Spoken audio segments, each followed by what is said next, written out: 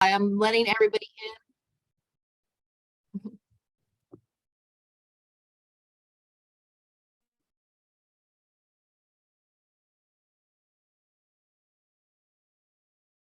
Hi, Ego. Hey, how are you, Venkat? Good to see you. Good. I'm good. I'm good. How are you doing? I'm good. So it looks like it's popular. There's already 29 people. Yeah. Thanks to Lauren. Mm, mm, And it must be your charm, you mm, and Laurie, of course, Lauren, of course, yeah, and Christopher, Yes. all you guys, and it's Mhm. So let's give it one more minute and we'll go ahead and get started.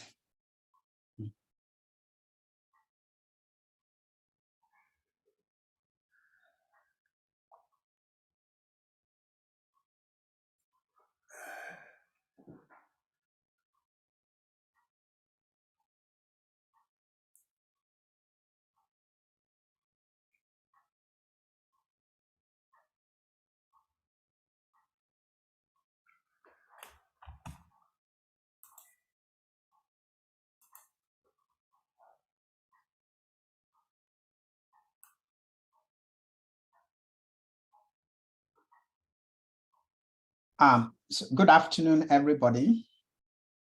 My name is Igo Ofotokun.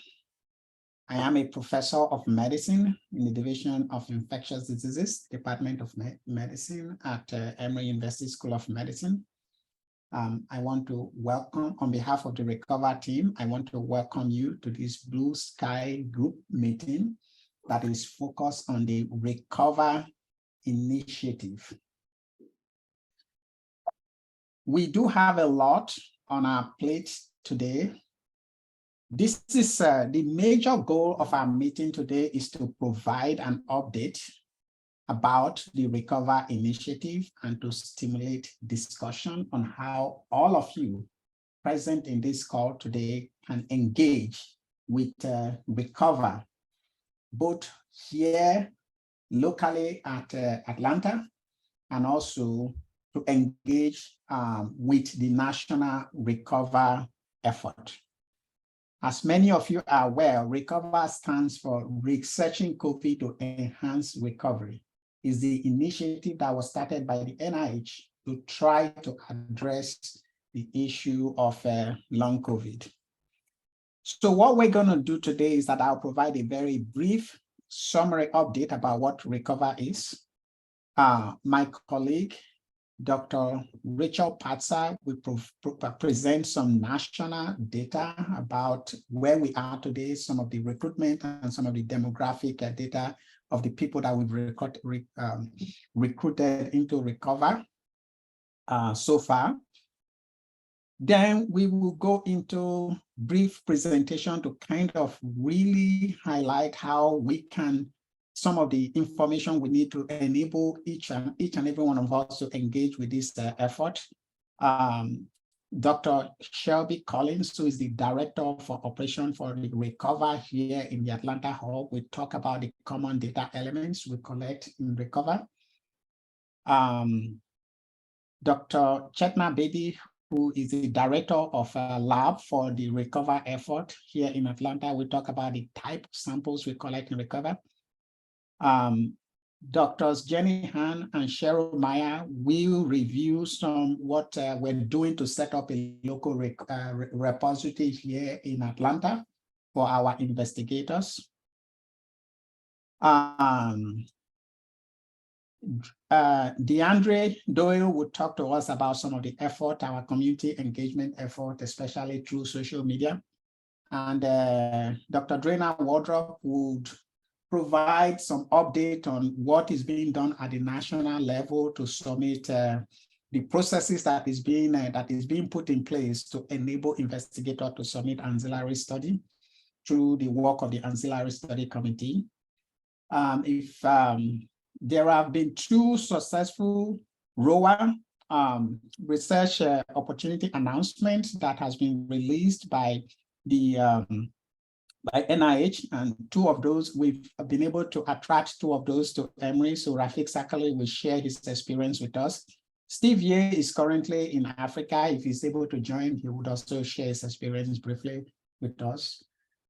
Recover is also expanded into clinical trials. And if Xantia Wiley is on another call, sharing another national call, and if she is able to join the call during this meeting, she will share briefly with us what is being done to advance clinical trials in this space.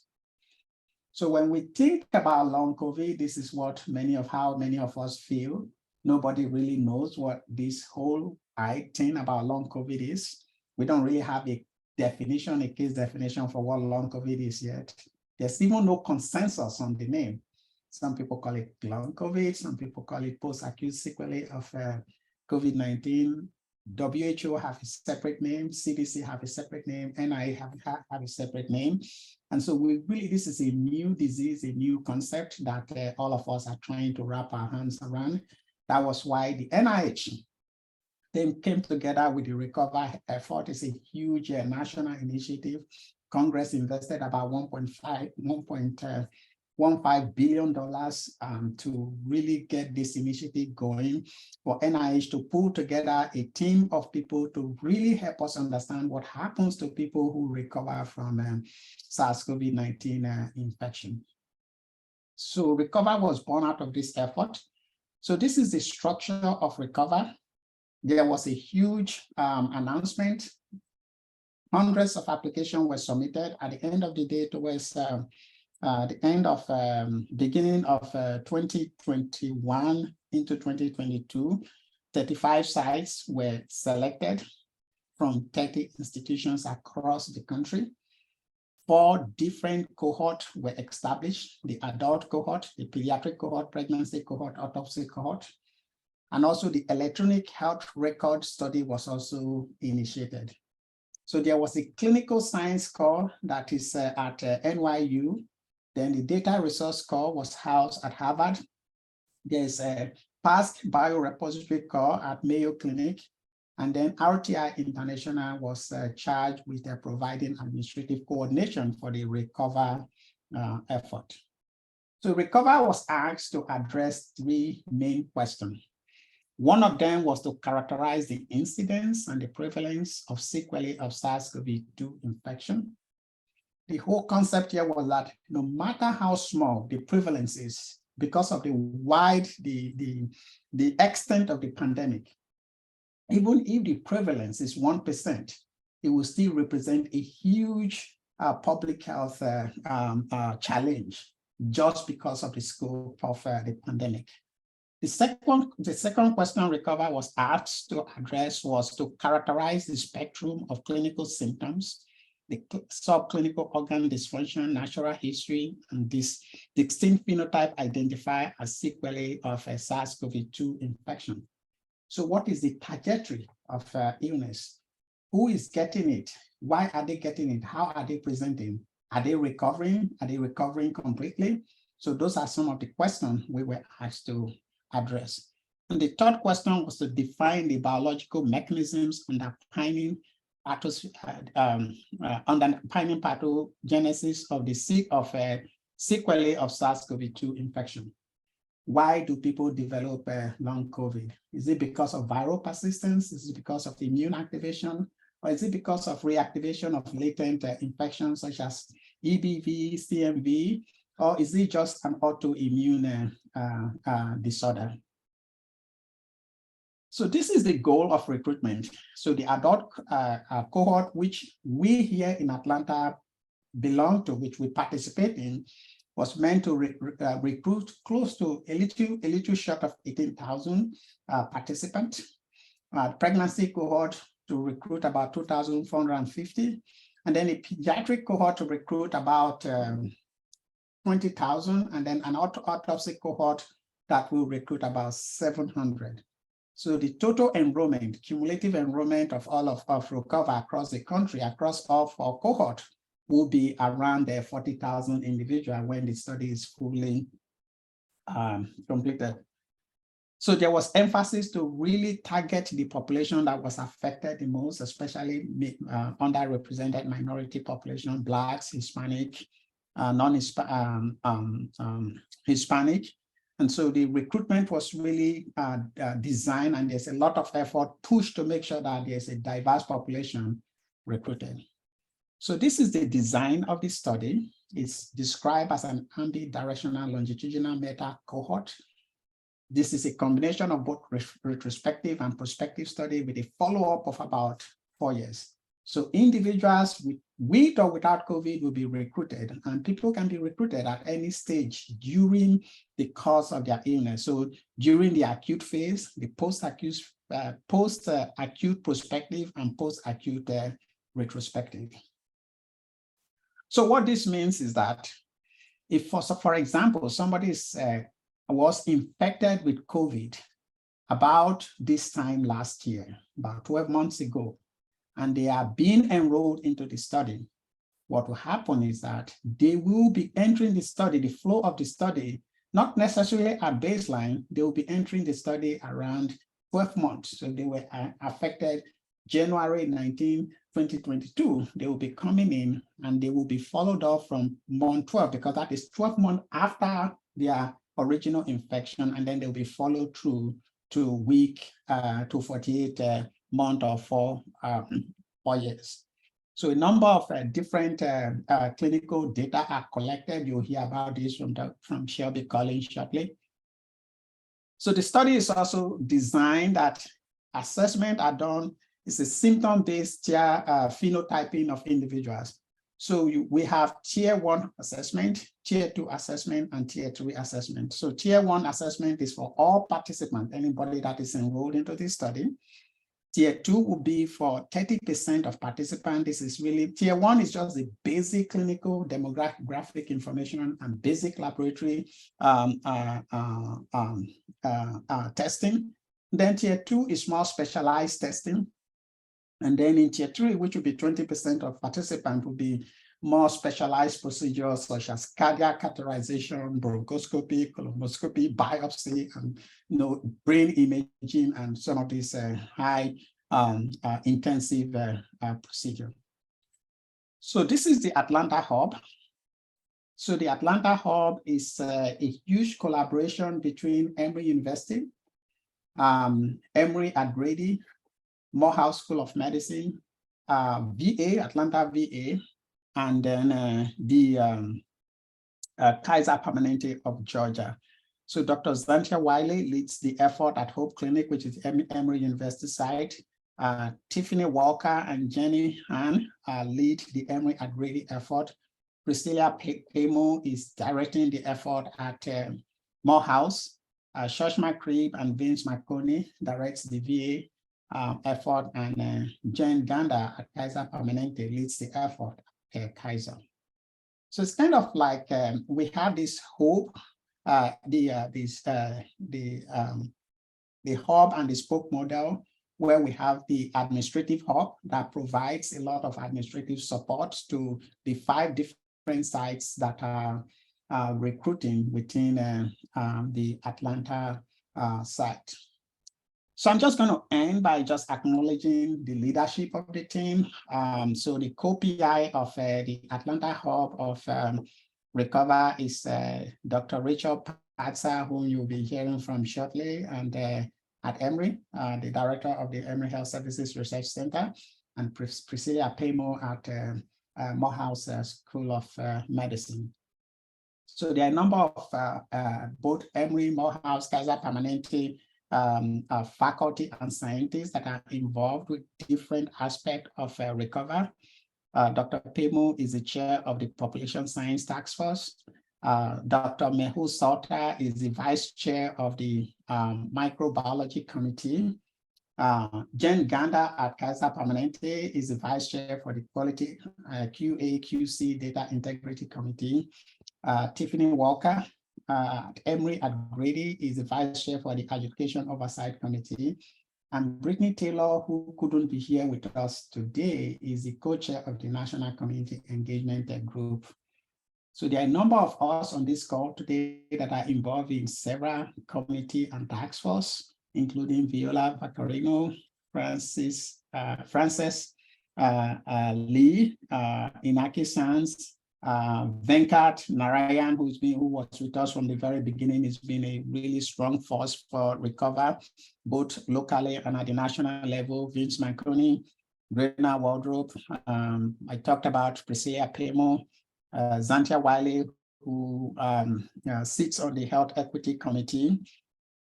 Sherry Meyer, who is in the OMIC task force. Douglas Bremer at the VA, who sits at neuropsychiatric and pathobiology task force.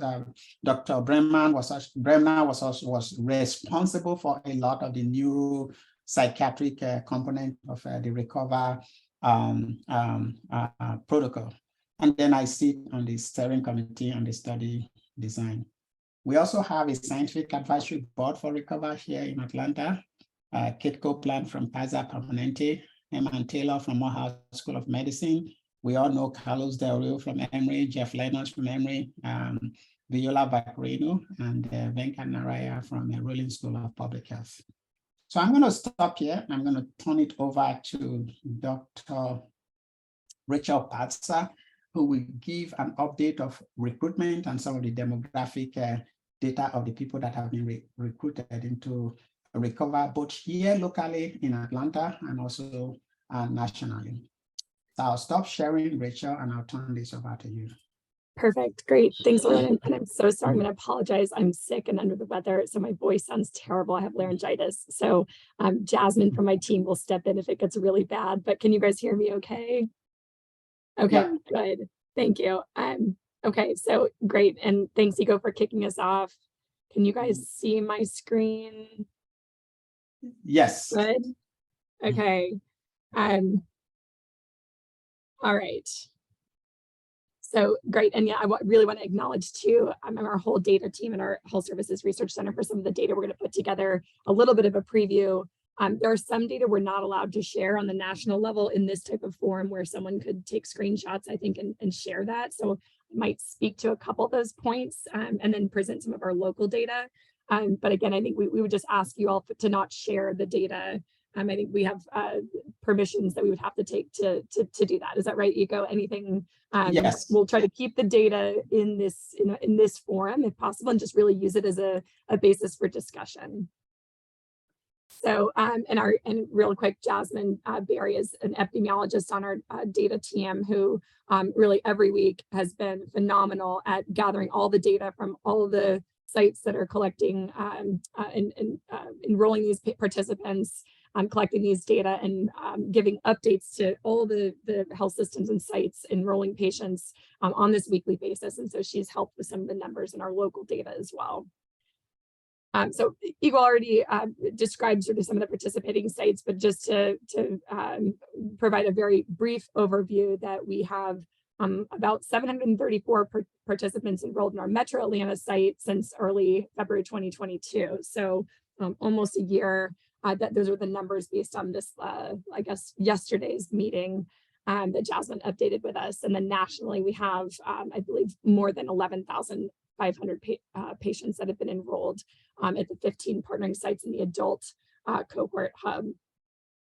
And we do have, again, some slides that I can't share beyond this, but I'm going to highlight just a couple of things from the national enrollment that I think has been of interest to me, and that some basic information. So of those about 11,500 participants that have been recruited nationally, about 54% are post-acute infected participants, 29% are acute infected, 9% are acute uninfected or the controls, and 8% are post-acute uninfected, so beyond that 30-day period. And then interestingly, nationally, and we can talk a little bit about this maybe in the discussion too, because this is one unique aspect, I think, of our Metro Atlanta cohort.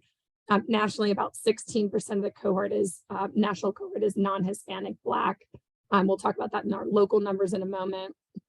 And then about 46% of the participants so far on the national level have identified as having past or long COVID, or at least in some sort of subgroup of long COVID. And it does look like in the national data, and I won't give this explicit numbers, but that there are higher and varying prevalence levels depending on the symptom cluster, but higher reported symptoms of fatigue, dysautonomia, cardiopulmonary, musculoskeletal, neuropsychological. Yes. Rachel, it looks like your slide is not advancing. Oh, sorry Yeah. about that. Okay, hold on just a second. Let me see if I can reshare and see if I can fix the problem.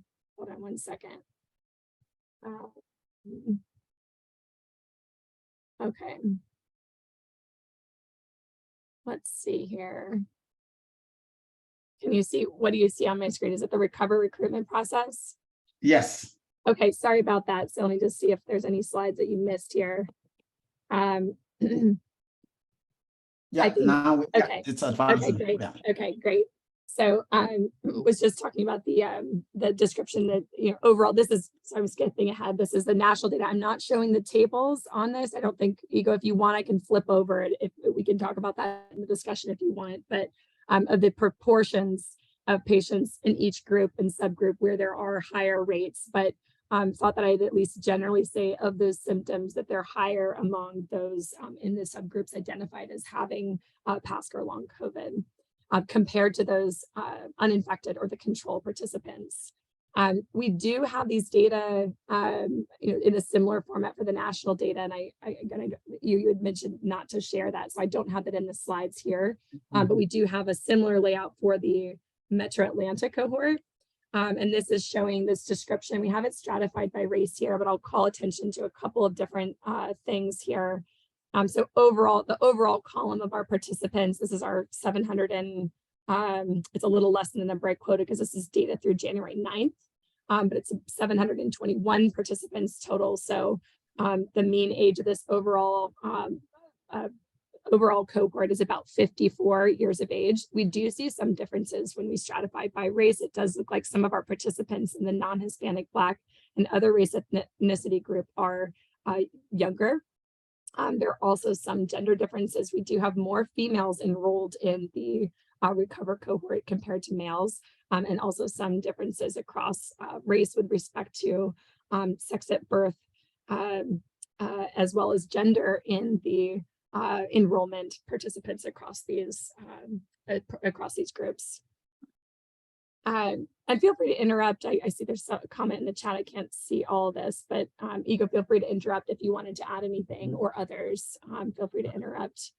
And I just have a couple more slides I'll present just on some of the initial data. And this is some of the work that Jasmine has presented. Prevalence of symptoms at baseline. Again, this is just at baseline, but among individuals. And this is, we have this stratified. I'll show you across racial groups. There are some differences reported, and I think it is a little bit interesting, as you'll see in a moment. So what you're seeing here on this slide in the light colored blue are the uninfected participants, and in the dark colored blue are the infected participants. And on the left, the acute group, and on the right, the post-acute group. Again, these are, you know, fairly small numbers, around the 721 in this group. But these are actually some similarities we're seeing in some of the other data we've seen on the national level or other sites data, where there are higher proportions of these symptoms that you can see on the left side. These are the symptoms that they're asked in on that baseline survey. For example, fatigue, think malaise, sleep, vision. Let me see here. I can show.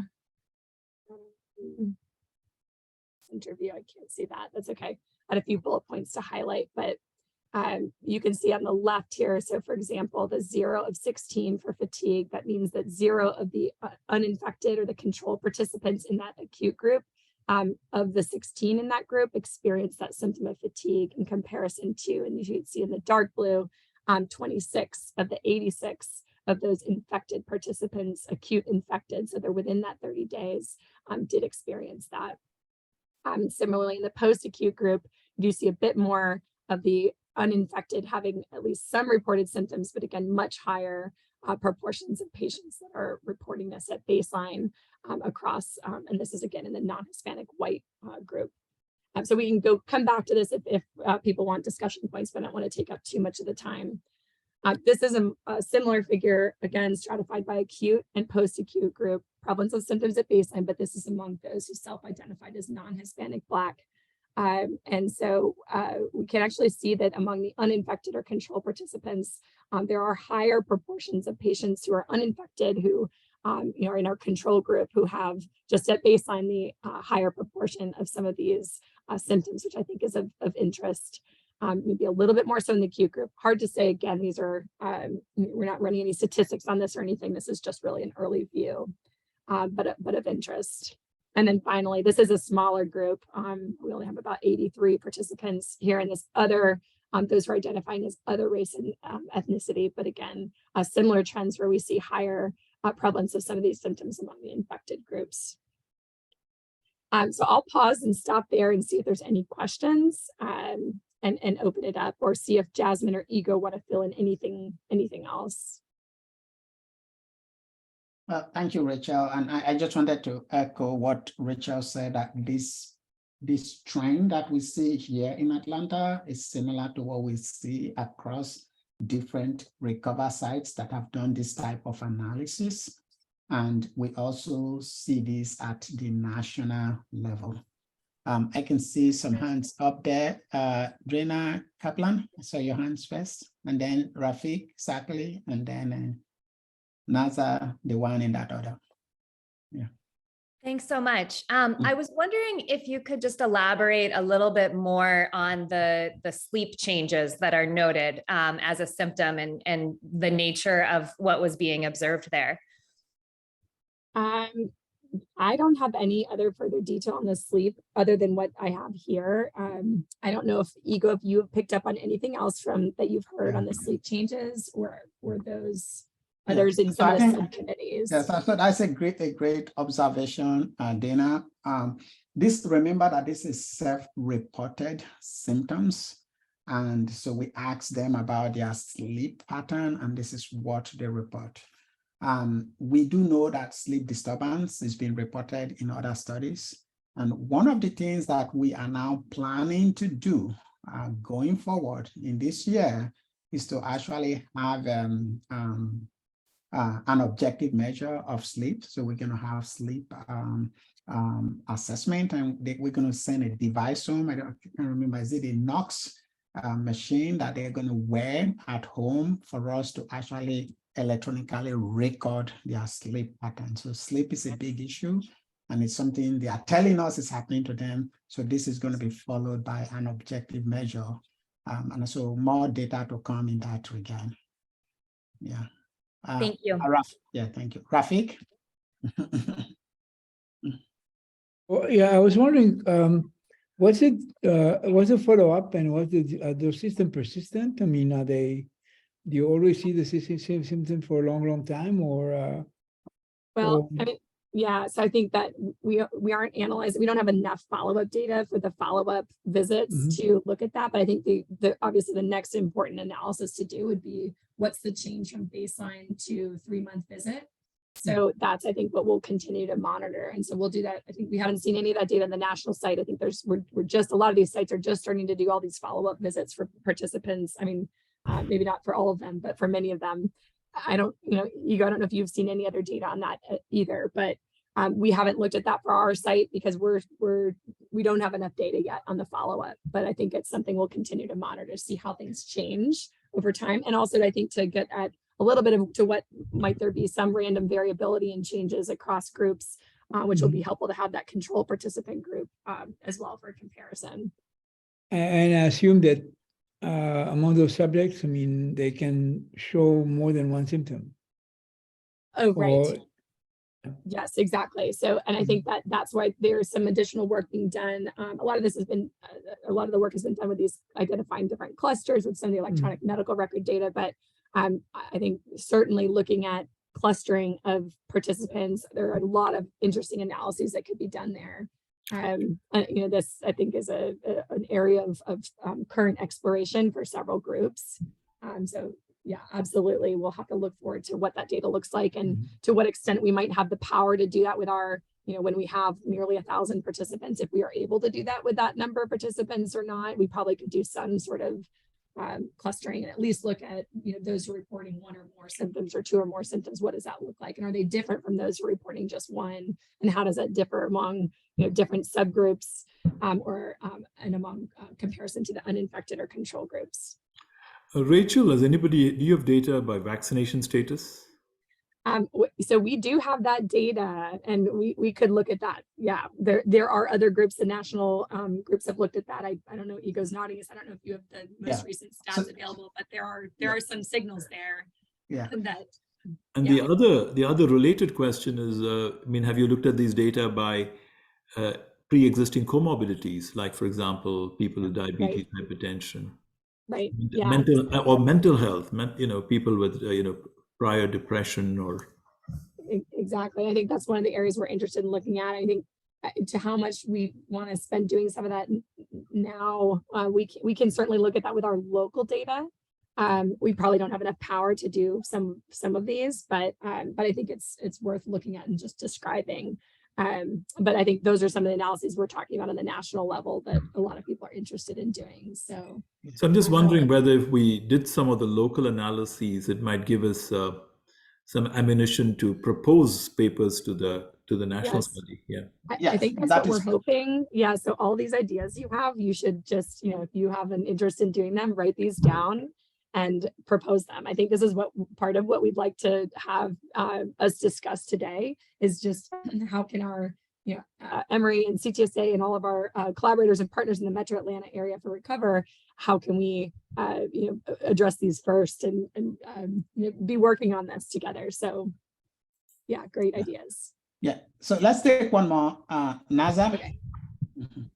Yes, I think this my question is going to apply a little bit to what Rafik asked, but my question is, so on this slide, it shows the acute group and the post-acute group. So I'm assuming the post-acute group is referring to long COVID, or what we would be labeling as long COVID. And my question is, since we don't know what long COVID is, how are we defining that, if that's something that we've defined? Yes, thank you for that question. Actually, so post-acute group, just to clarify, that post-acute group does not mean long COVID necessarily. It just means that they fall within the outside of the 30-day window of either being enrolled as an uninfected or control participant, or that they were enrolled when they may have had COVID, but it was after a 30-day window. That's counted as post-acute. So it could have been somebody that was infected a year ago and they're just enrolled into the study. That would be called counted as post-acute. So if you can see, the light blue is the uninfected and the dark blue is the infected. So they've had COVID, but that's not necessarily saying that they have passed. Your other question of, yes, do we even know what PASC is? I think that's where some of those, there's different clusters of symptoms that are being identified to try to define that. And a lot of ongoing research in that area. We could hopefully get into more of that discussion in the after we're done with some of the presentations. So, thank you. My second question is, since this is an NIH initiative, is this at all related to the National COVID Cohort Collaborative that also NIH is working on? I don't know if anyone else wants to tackle that one, like the NC3 or one of the others. I mean, I think that there's a lot of different collaboratives. This one is a little bit unique, and there's some of them are trying to gather some of the electronic health record data. This one is really focused on the only novel one that we know of, at least, that's focused on multi-site, multi-geographic region. That's this ambidirectional cohort where you have a control group and you're enrolling both acute and post-acute participants. And so a lot of those others, like MC3, are really focused on some of the existing data, and like the electronic medical record portion of Recover. They're focused on some of the existing registries like PCORNet or NC3 that are the electronic health record data. So I believe that's what you're referring to. And those are often, that's really retrospective, where you can get controller comparison groups, but this is a little different since we're enrolling prospectively the control group. And maybe I could just very briefly respond to Viola's question in the chat, which was around, are we worried about selection bias for those who are symptomatic being more likely to enroll? Yes, certainly. I think that happens with any study where you have participants who may be more likely to enroll, especially those if they have symptoms. But I do think that, that's part of the reason for having a prospective control or comparison or infected group. is to try to account for that. So thanks for that question. And Jen, I think thanks for your response. So Okay. I've probably taken up too much time, so I'm Yeah, gonna stop so- now. Thank you. So, yeah, let's move ahead in the interest of time. So what we want to do in this next segment is just to share with you some of those elements, data, the details of what is being collected from this participant to kind of give you a sense of what is available within Recover. So we're going to ask Shelby Collins, who directs our clinical operation, to just walk you through when patients come in to do their visit, what are some of the data elements that we collect from them? Sure, and I'll be very quick. Thank you, Dr. Fodekin. So my name is Shelby. I'm a nurse practitioner, and I'm director of clinical operations for the Atlanta Hub. I know that Dr. Fodekin reviewed the study design and workflow with you, but I just wanted to bring this up again because it's a pretty complex protocol. It can get rather confusing when it comes to data collection. So the core of the data collection is divided up into surveys and in-person or clinical assessments. Regardless of when the participant enters the study, whether it's at baseline from an acute infection or as a control, or if it's a year after, at let's say 12 months, as Dr. Fodekin had shown an example of earlier, we still make contact with that participant every 3 months in the form of a survey. We also bring participants in for what we call tier 1 office visits. So every participant will be enrolled into tier 1 and will come into our 5 different subsites to participate in those office visits. There may or may not be laboratory and biospecimen collection visits at that time.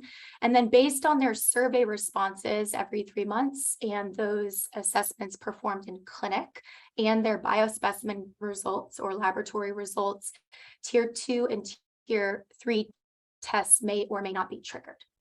So getting into tier 1, this is the survey, and this might make a little more sense what Dr. Patzer was describing with past symptoms. So broadly, there are a number of instruments that are collected in REDCap that include alcohol and tobacco, comorbidities, vaccine status, COVID treatment, demographics, disability, past symptoms, pregnancy, and social determinants of health. And I've just included some examples here of some of the tools, instruments, questionnaires that are used in that survey. This is a non-exhaustive list. If I were to include everything, it would be pages and pages and pages of tools and variables. So as you can see, there's a very, very thorough history that's done, not just at baseline, but even in the 3-month interim follow-up. So if any new symptoms were to continue or to develop rather, or if long COVID was evident, that would be captured at each of those 3-month intervals. In addition to this survey, we also have in-office assessments. There's a targeted physical examination that's done that includes vital signs, waist circumference, orthostatics, and our sit to stand tests. We also include laboratory studies for both local and central biorepository. I'll let Chetna describe those in detail further. And going into tier 2 assessments, these are determined through what we call triggers in our REDCap database. So let's say that a participant comes in for their baseline exam and has a pulse ox of under 95% and also reports dyspnea on their past survey. This may trigger a PFT, a 6-minute walk test, and a chest CT. About 30% of the cohort will receive these specialized tests. They cannot be repeated more than once per year, but if those symptoms persist, they may be repeated annually throughout the course of this study. This would be both participants who are symptomatic and for matched controls. And lastly, tier 3 assessments are done the exact same way. They are also triggered, but these are more comprehensive or invasive tests that can only be triggered once throughout the course of the study based on a combination of survey responses, in-office visits, and then any tier 2 testing results. So that's just a brief overview of some of our common data elements and how we collect them throughout the study. Thank you, Shelby. Any question point of clarity about what we collect from our participants in Recover? Yeah, Good. Igor. Yes, go ahead, Rafik. So are those, all the clinical metadata going to be available to, let's say if we want to make links, between the profiles that you're measuring in our biological assay and different symptomatologies? I mean, can you use those data? So if the question is if we have access to the data. No, that is- if I have, I mean, if our people who do biological assays, Yes, will they be able to link and access those metadata? absolutely. And maybe Okay. Drina would tell us plans that are being made Mhm. to make Okay. this data as well as Okay. the specimen available to investigators. Okay. Yeah. So I'll turn it over now to Dr. Chetna Bedi to review the type of samples that we collect. When people come, we collect data. Now let's look at the samples that we collect from our participants. Over to you, Chetna. Thank you, Dr. O. Appreciate the introduction. Good afternoon, everybody. I'm just going to go over briefly and give an overview of our sample collection types and processes. So, and is my screen okay? It's not in presenter mode, but it's okay. Oh, okay, there we go. Yeah. So just to give an overview, I'm going to just discuss briefly the designation of biospecimens and the laboratory tests that we do for tier 1 testing. And based on the tier 1 data, the tier 2 and 3 tests are triggered. So we have the local testing that Shelby mentioned earlier in her talk. We send the samples. There's samples collected for local immediate testing as a separate set of tubes. And then we have another set of tubes that are collected for sending to the PASC biorepository core for where the samples are immediately processed and then shipped for day of collection. And then we also have the batch shipping module where we collect certain sample types and store them for long-term storage, for a month or so. And we have our schedule that is provided by the BBC, and the samples are sent monthly based on that schedule. And just to go back to the local testing, as Shelby mentioned, we have a test panel which has a lot of different test types, which I'm not going to cover, but it's just essentially CBC or a lipid panel, hemoglobin A1C, and those type of tests. So there's two arms to this local results from local tests and also from the samples that are sent to the BBC. So the tests that we get, results that we get from Quest are actually uploaded into the REDCap database based on, in conjunction with the participants' demographic data and other data collected during consent. And the other aspect of the PASC is that they provide us with a kit which is inclusive of SST, CPT, sodium citrate, and EDTA tubes, which are spun and managed in accordance with the MOP, and then they are sent on the day of collection by using FedEx, and they are sent to the biorepository the next day. And this sample set also includes urine, saliva, and NP swabs. Then and the third arm of the study is the batch shipping, where we have a schedule defined by the BBC. And based on that, the samples that we have aliquoted earlier when the samples were processing during the day of collection, and certain samples are stored at -80. And then, for example, the SST and the plasma from sodium citrate tubes is stored, and that's sent on a monthly basis to the biorepository. I will just touch briefly on the Atlanta Integrated Recover Biorepository. I believe Dr. Meyer and Drs. Meyer and Han are going to provide more details on that, but I'm just going to touch upon that. So additional tubes of blood will be collected at baseline in-person 3-month visits, and then yearly after the first year of index date.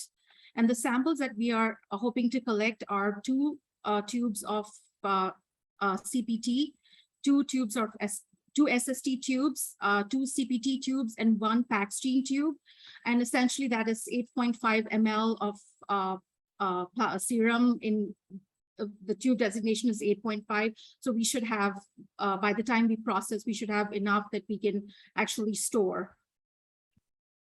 Just to continue on that note, the serum and plasma will be aliquoted, and so the goal is to have as minimal volume, which is usable for future investigators, and we will try to use a denomination of 250 microliter per vial, and hence we will store the serum in that designation and plasma, and also PBMCs collected from the CPT tubes.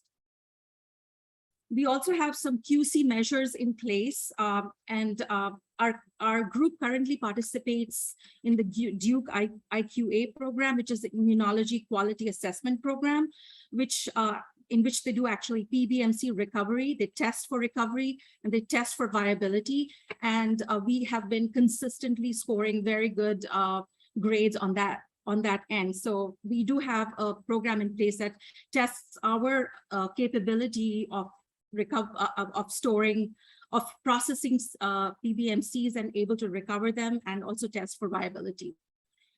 And also during the sample processing, we will count the viability, and the cell counts will be recorded on a shared drive, and then and also samples will be tracked in open specimen. So that's what I have for now. Thank you, Chetna. Any question for Chetna about the biosamples that we collect? Now, Chetna, if I recall, we also collect nasal swab, saliva, stool, urine for us that are sent to the Recover Biorepository at Mayo Clinic. Is that correct? That is absolutely correct. I'm sorry I didn't mention that, but we do collect urine, saliva, and nasal swabs. The stool samples are collected by the participants and mailed directly to the PBC. So we actually don't have anything to do with them in the lab setting itself. But yes, and during the batch shipping, we also said we actually freeze the nasal swabs at the day of collection, and then during batch shipping, these are shipped along with the other blood products like serum and plasma. So Dr. Pierce on the chat wanted to know, how do we apply to use an aliquot? So we are going to be, so the process of assessing these samples and the data is a work in progress, both at the national level and at the local level. And I will just save that for now until Drena just give us an update of the plan that is being made at the national level to make this data available to investigators across the country. So why don't we go to the local repository, some of the effort we're doing, undertaking here at Emory to get some samples for our investigator in the Metro Atlanta area, both at Emory, Morehouse, Kaiser Permanente, VA, to be able to at least begin some pilot data to apply for grants, manuscript, or whatever research questions they want to address. So I'll turn this over. If you stop sharing your slide, Chetna, I'll turn this over to Jenny Han and Cheryl Meyer to share, who are leading our local biorepository effort, to share with us what is being done. Who is going first?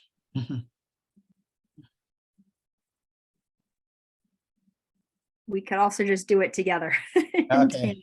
So thank you. And I think Dr. Bedney gave a really nice summary of our efforts actually with doing the local repository.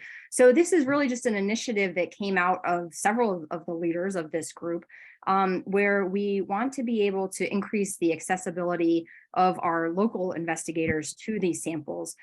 because there is a process in place for investigators to get access to the samples that have gone to Mayo. But as you imagine, it's a very, there's limited samples and it's a competitive process. And it also is probably going to be associated with a significant time delay. And so we wanted to be able to have that accessibility and really leverage this huge infrastructure that has been built to all the clinical data that attach to these biospecimens and have them here locally. And so the IRB has already been approved just recently. And so we are kind of putting in all of the workflows to make this happen.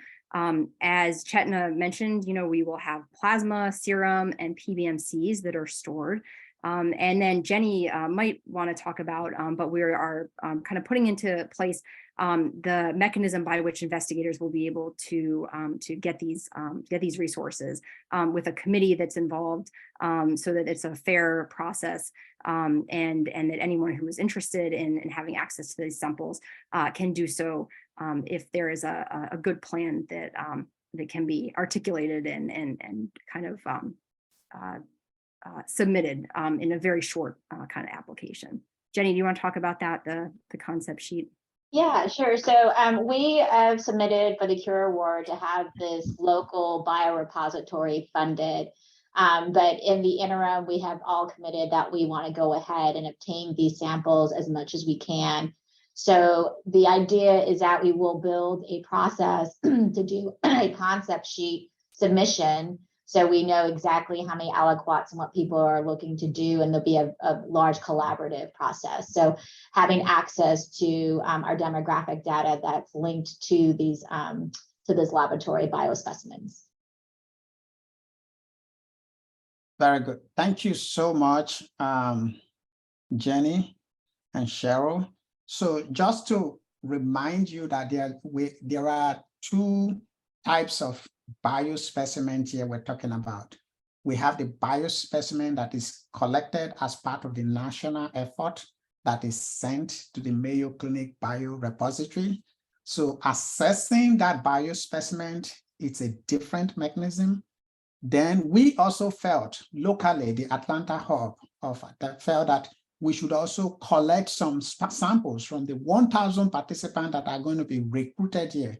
This is outside of the national effort to make those samples hopefully available to our local investigator in the Metro Atlanta area who are looking for those samples to generate some pilot data to apply for either a bigger NIH grant or to apply to the national recover effort to have access to the bigger sample. So there's a local effort, there's also the national effort. And so assessing both data and specimen, the mechanism are going to be slightly different. The local effort is under the control of Recover Hub of Atlanta. The national effort is under the control of NIH and the entire National Recover Initiative.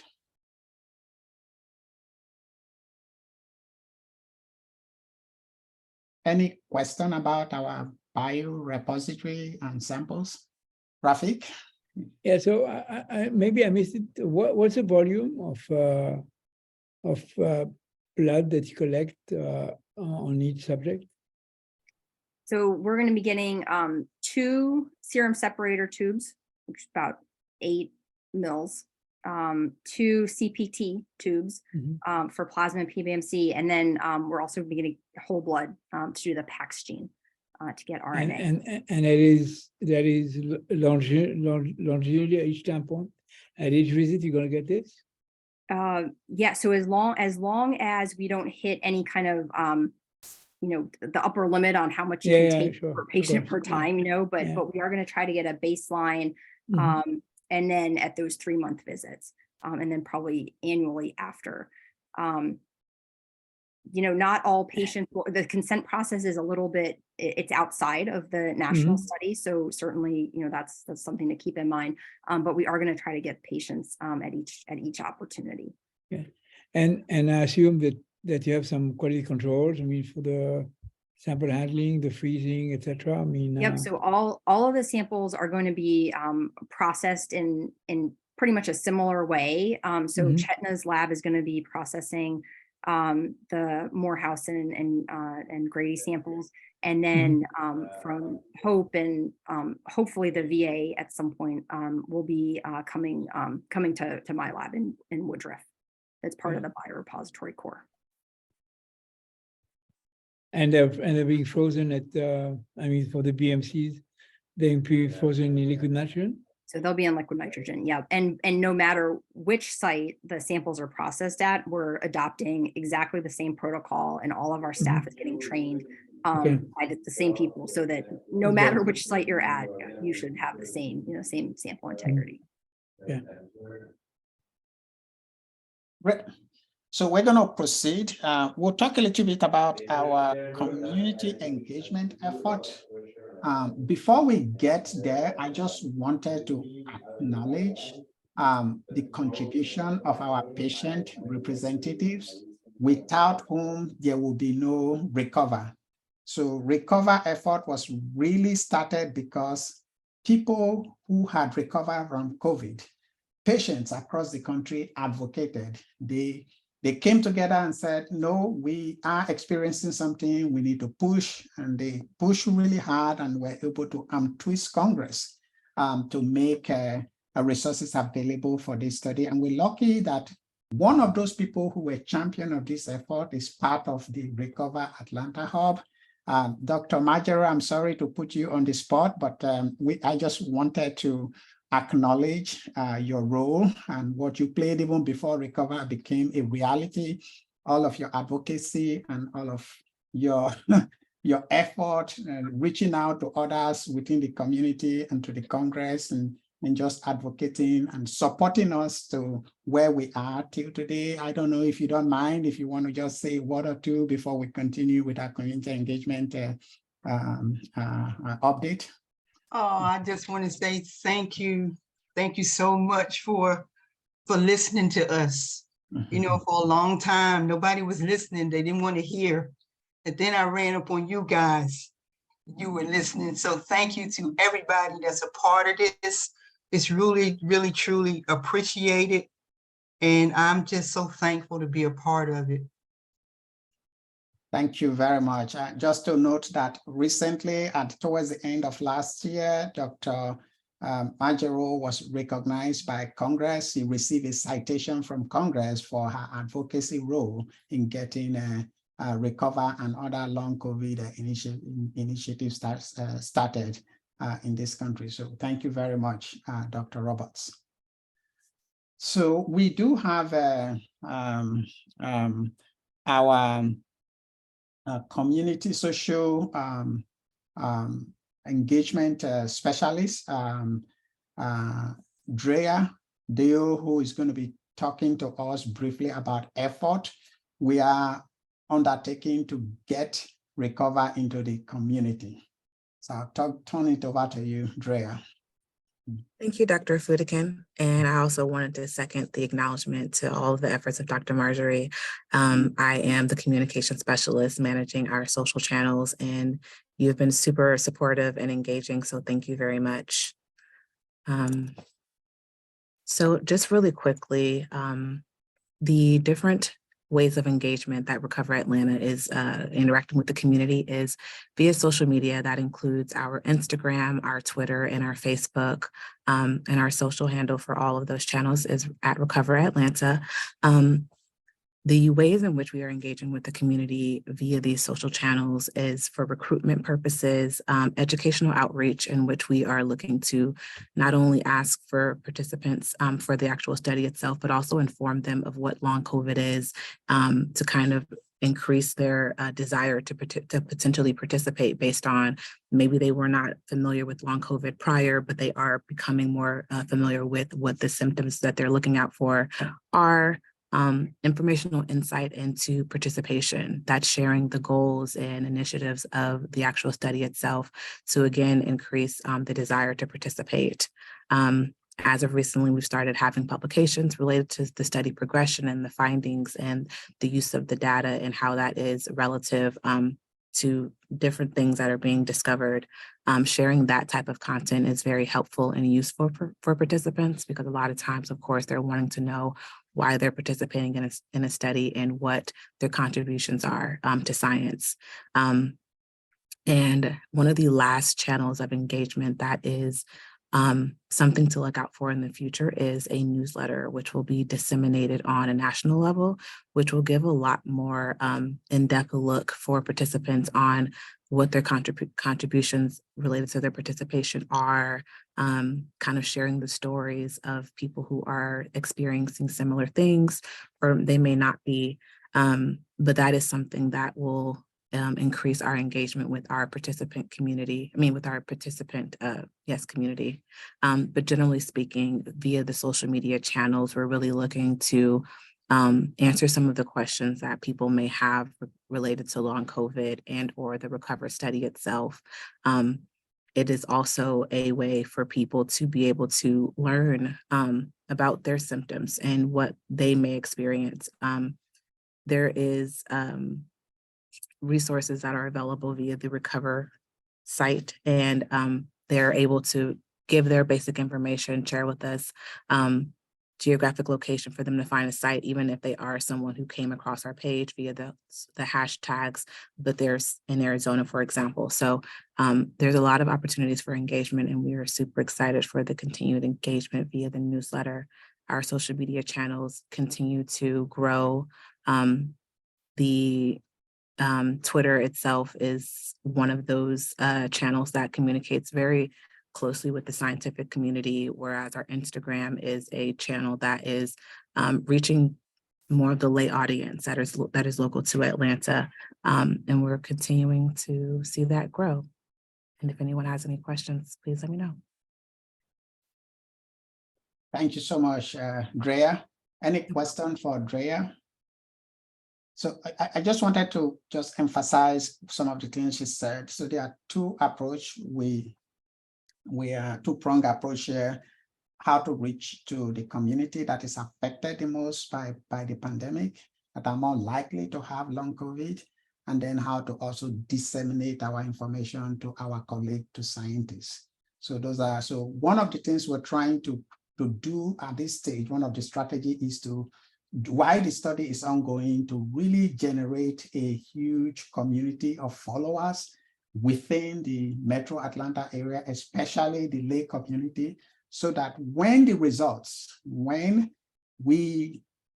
study is completed and the results are available, we would have a reliable channel to disseminate this information to these participants in a way that is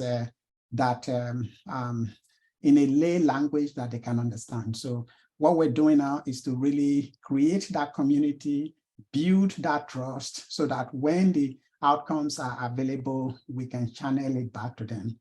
So we're really, really proud about the community engagement of RECOVER at the local level, but also RECOVER at the national level, getting the community, the patient representative, their family to be part of this effort, so that when the results come, it will be easy for them to accept. And that's why we really appreciate what Drea is doing. The role of Dr. Roberts in this effort has been tremendous.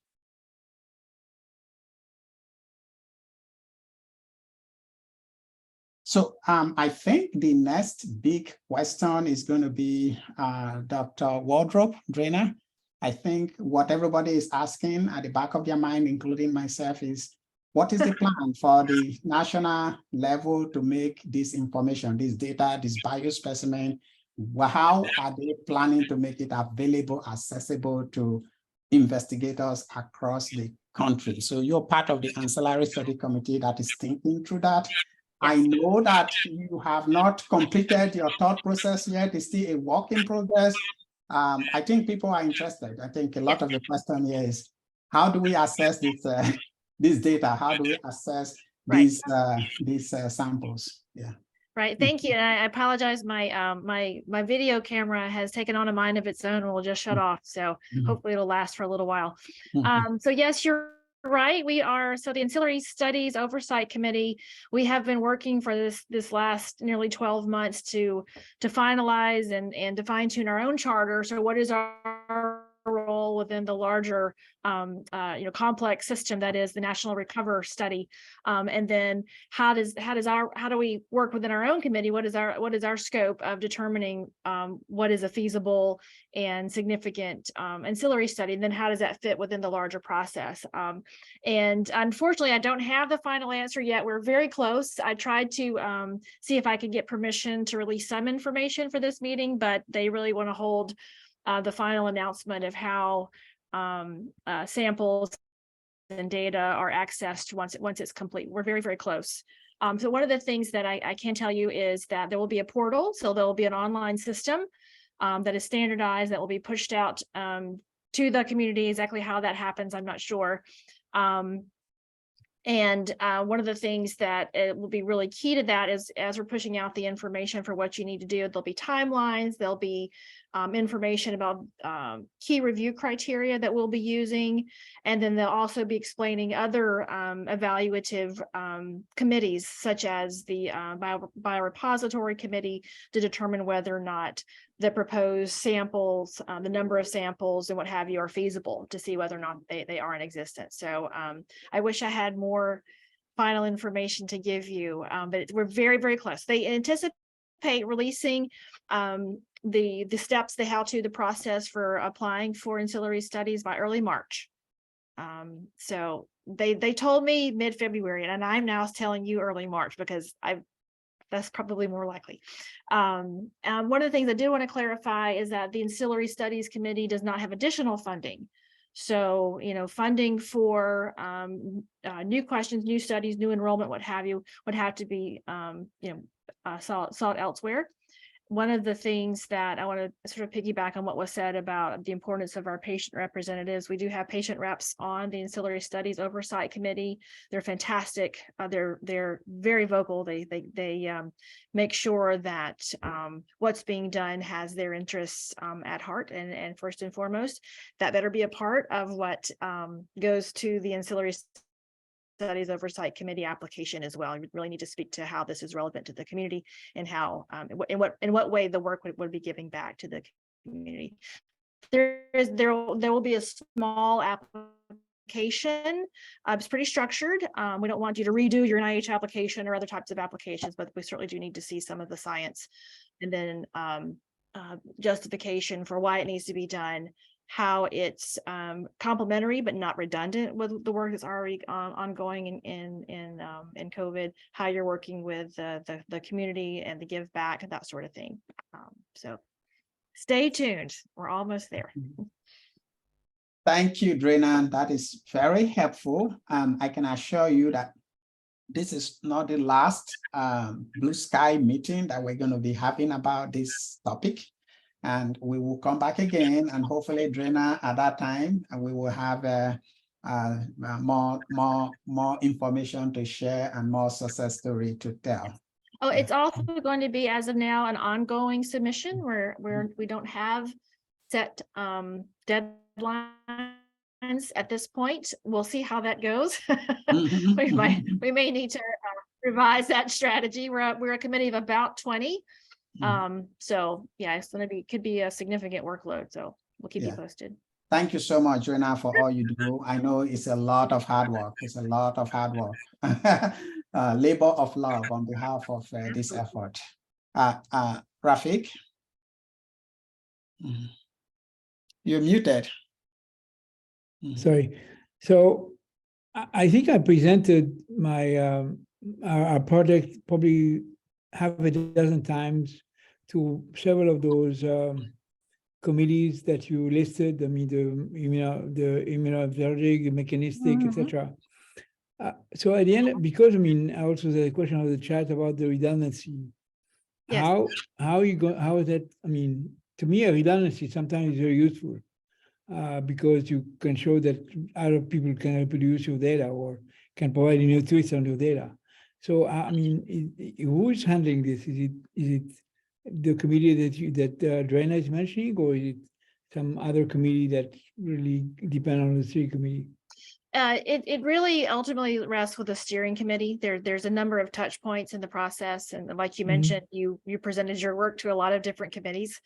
And that is how this would work, is that I've never seen quite the complex flow diagram as was presented by the steering committee to us for where our committee fits within the process. And I agree with you completely. I think there certainly could be cases where some redundancy would be valuable. And as you know, there have been some studies, some ancillary studies that have already been awarded, which we're going to hear about, right? And so how the process for doing the work has been happening and evolving while the work is ongoing, because, you know, thankfully the NIH wanted to go ahead and get this data collection off the ground and then figure out the processes behind it. So it's a little bit of, we're playing quite a bit of catch up. So I appreciate your comments. I'll bring that back to the committee. Yeah, Tiffany, you want to ask your question about redundancy? Yeah, thanks so much for piggybacking on that. Is there going to be a transparent process or a repository where we'll see approved ancillary studies so that we can see what is being done, so that we, again, don't duplicate projects and don't invest in projects that have already been greenlit? Yes, absolutely. That is my understanding, exactly what that looks like. I can't tell you at this point because it's under development, but yes, great point. Thank you. Great. Thanks. Very good. So thank you, Drina. Greatly appreciate your coming to do this. Rafiq, go ahead. Yeah, so when the NIH approved, I mean, all these proposal that I was fortunate to have one, did they take into account the potential overlaps? I think they must have, because that's why we're presenting all these data. So does it mean, you know, that those who are funded have a priority on those samples, or how does that work? That is true, Rafiq, that if you have a funded ROA, which is research opportunity announcement, you are automatically guaranteed that you will have access to the sample to be able to address your research question, the research question you're funded to do. Okay. So that is a very good segue. So the other question here is funding to do work within Recover. And so what the NIH has done has been to put some pot of money aside to support investigators who are interested in leveraging the resources and the data of Recover. So they have had 2 series of announcements. The last one was towards the middle of last year.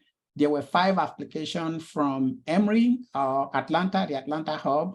Of those 5, 2 of them were funded. And so that was one of the ones that is led by Dr. Rafiq Sakali. And I just wanted him to share very briefly with us that whole process. So my impression is that many of these research opportunity announcement is going to be released. And when they are released, we'll make this available make the announcement available so that all our investigators across the consortium can apply. But Rafiq, maybe we can just share briefly what your experience have been with the process. Well, I mean, I cannot complain because I got funded. So I mean, that's already very, very good. I mean, it's a great achievement. And of course, I mean, being part of the Atlanta hub, I mean, that certainly was a very big advantage. But I mean, I think, I mean, as you mentioned, Igor, I mean, we started the application about when more than a year ago, and it's only now, I mean, that we are potentially going to get the funding. So, I mean, I cannot even apply, I mean, for samples or anything because I don't have the funding yet. But I do agree. I mean, considering the enormous amount of money that the NIH has invested, I think going through the exercise that we went through, which is to present on different committees, our project, look at synergies, look at overlaps, but mostly really look at synergies. I mean, the experience I got from presenting our project to all these different committees was, yes, people are looking at how can we build synergies. And I don't know what's going to be the fair outcome. I don't know if now there's a roadmap. I mean, or someone has taken checks, on who has joined efforts with who else. But I think, I mean, that really needs a follow-up. I mean, I think, I mean, that all this time that we all spend every 2 weeks, I mean, our Friday afternoons presenting our data to 2 or 3 different committees. I mean, that has to result into something. And I don't know who's going to follow up on this, who's going to make the checklist, who's going to identify the overlaps and the synergies. But I hope, I mean, that effort was not going to be wasted, and there's going to be a follow-up on that.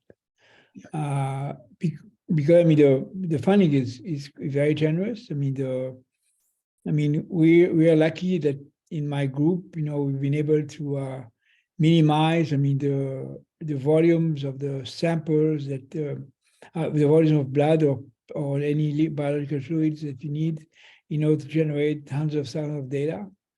So we don't need more than 2 ml of plasma and 5 million cells to generate, like I said, hundreds of thousands of data. But I mean, I want to make sure, that that you're going to get first samples which are collected according to the right SOPs. And I'm very comforted by the fact that Cheryl and you mentioned that was ongoing, because also we were all extremely worried by the fact that all these samples were going to go to a third, another site, and which is about 24-hour, even by FedEx, it's 24 hours. And I know very well, from getting involved in standardizing a whole bunch of assays for the past 20 years with HVTN, that I mean, more than 6 hours, it at least for the immune assays, the immune monitoring, it's a no-go. So I mean, being able, I really applaud your initiative of collecting samples here locally, because these are going to be probably the most precious ones. And that's also why I ensured that also I was going to collect samples from my long-term collaborator in San Francisco, Steve Deeks, who's also extremely on top of how to collect samples, and they're all processed locally. So I mean, the local processing to me is going to be absolutely essential for anything we do. Very good. Thank you so much, Rafik. Mm. Yes, I mean, the whole idea is really to build this infrastructure for all of us to be able to use it to advance the science of long COVID, to be able to find out the solution, what the pathogenesis is, who is presenting, what are they presenting with, why are they presenting what they're presenting, and hopefully to be able to find an effective treatment. And so, so Rafik went through that process, and I think over time, there are, like I said earlier on, there are going to be many more, hopefully, announcements. But besides those announcements that is released by NIH, there are scientists across the country that are already applying to use the infrastructure, the data, the samples that are collected, to apply for either a career development award, a small exploratory R21, and some of them have been applying for R01. So there's really, the infrastructure is being leveraged, and we just want to let you know that all of us on this call have invested a lot of time in putting this infrastructure together. It's yours. We want all of you to, kind of send barrage of application, research question. We want there to be, active engagement from Emory, from Morehouse, from Kaiser Permanente, VA, and so that we can leverage all of this work to advance the science for the interest of our patient population. Vince, you have your hands up. Yeah. Thanks, Igor. Can you hear me okay? Yes. Terrific. So really amazing to see all of this come together, Igor, and such leadership with you and Rachel and others to get to this stage. I guess I have a question about what I think is going to be a really critical pathogenesis opportunity for us here locally, is to look at response to treatment and samples and data surrounding the clinical trials in recovery. And I'm just wondering if it's going to be the same process, number one question, that Drenna and others are putting together now for the cohort that will apply for the clinical trials, or will this be a brand new process that will take some time to put together? And part two is, can the local cohort we're doing be applied to the clinical trial platform as well? These are great questions, Vince. You're part of the leadership of the program. So my sense, just to answer your second question, my sense is that the local cohort, the design of the clinical trials that is being run now out of Duke Clinical Research Institute, the idea of NIH is to be able to leverage the cohort study, to support the clinical trials. So I think we don't have what a definition of a long COVID or PASC is yet. But once it is defined, we should be able to quickly identify those people based on the definition from the cohort study, and then refer them to clinical trials. And many of the people, and you are aware from your involvement at the VA, that many of the participants who are involved in the study currently, one of the incentives they are hoping to get out of this is that this will lead into a clinical trials that they can participate in. So we're hoping that one of the reasons I am passionate about making sure that we have the clinical trials established here in Atlanta and at all our hubs is so that those participants who are now voluntarily participating in the cohort study, we also have the opportunity to be involved in the clinical trials. Yeah, no, I totally agree. That's a huge incentive for the cohort participants and others associated with it. Thanks, that makes sense. Yeah, and in terms of the all of the infrastructure that is being put together for Recover, my sense is that all of them are going to be integrated. Although the clinical science core of the cohort study is at NYU, the clinical trial is being run at Duke Clinical Trial Institute.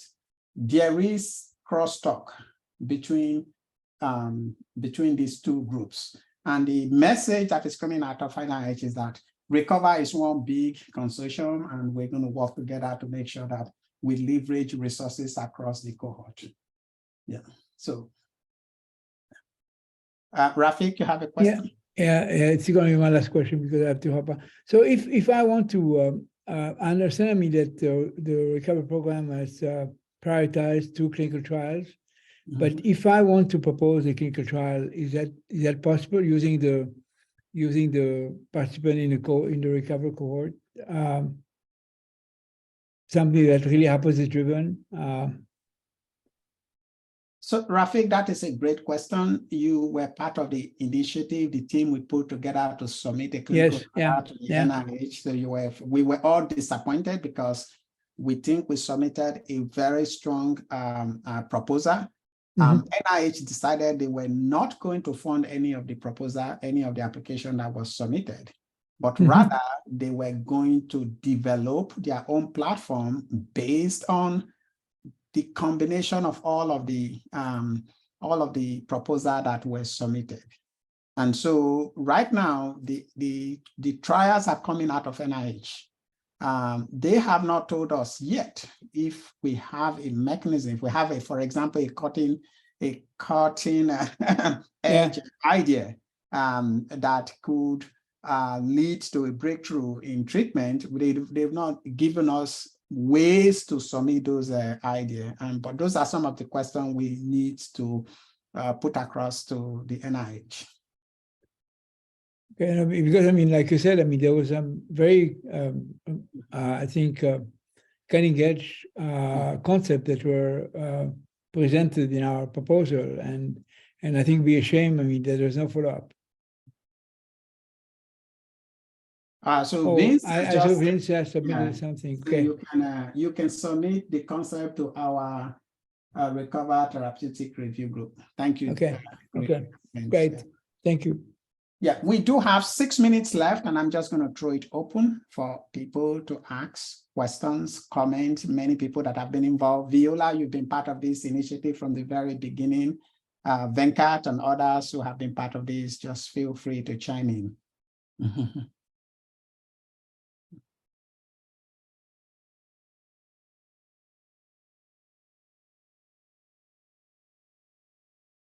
Very good. I don't know if Jane Ganda is still on the call.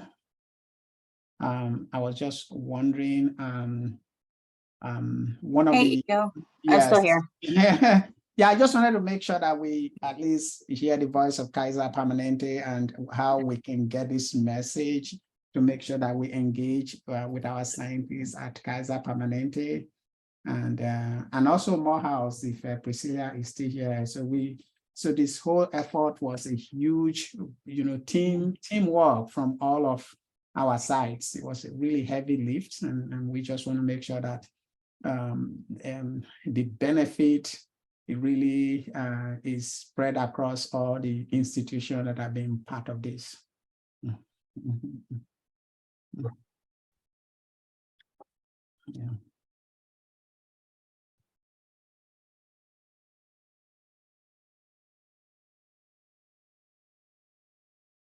Can you just share with us what we can do to make sure that we continue to spread this word to Kaiser or to Morehouse? I know we've talked about this. I really would love to.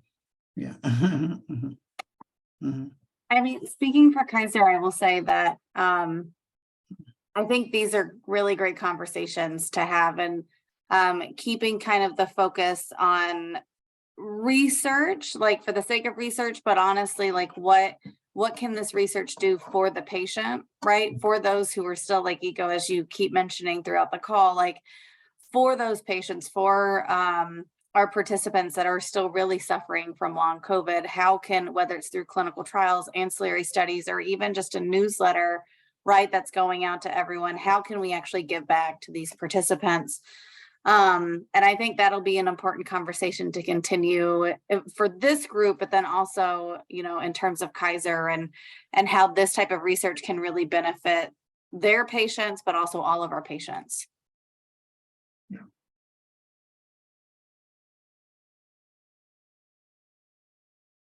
Hey, everyone. From Morehouse's perspective, I think these kinds of conversations go a long way. Because the people who are likely to be thinking about clinical trials are either our trainees or the investigators. So, this notice did come out in time, and we did share it across the institution, but I guess more of it. So people who are thinking about working in this area will know to use it. We have a similar task with, say, the All of Us Research or Workbench, right? So that's what I have to contribute, but I think it's a great forum, and it has potential. Very good. Yeah, thank you so much, Dr. Pemo, and thank you, Dr. Ganda. We really appreciate your collaboration within the consortium, and I think Morehouse, Kaiser Permanente are contributing just about as much as MVA is contributing to this effort, and I feel strongly that it is. And there's been a lot of discussion was overruled, I think by the consensus of the committee, and so then basically one of the items on the I think now we're using the Columbia Suicidality Scale, which basically has an item, have you been having suicidal thoughts? And the